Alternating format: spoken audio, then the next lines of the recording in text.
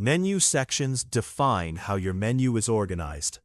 Garson Pro supports both flat and complex hierarchical structures. Let's look at the two ways you can structure your menu in practice. First, a flat structure, where items are placed directly inside a top-level section. For example, if we click into the desserts section, we immediately see the actual items themselves, such as Strawberry Sushi and Mango Coconut Cheesecake. Second, you can use a hierarchical structure with nested subsections. If we go back and click into drinks, we don't see items right away. Instead, we see subsections like soft drinks and alcohol.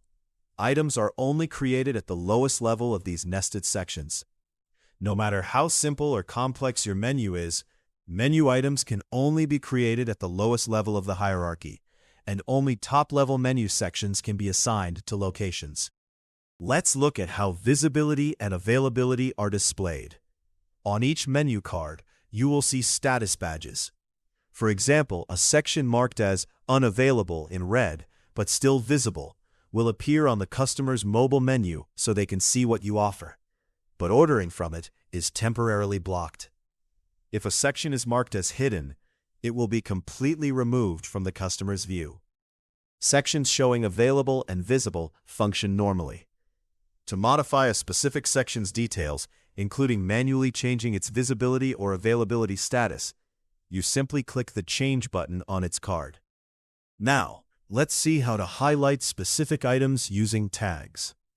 We are inside the desserts section. Select an item, for example, our mango dessert, by checking its box. Then click the Assign Tags button at the top of the screen.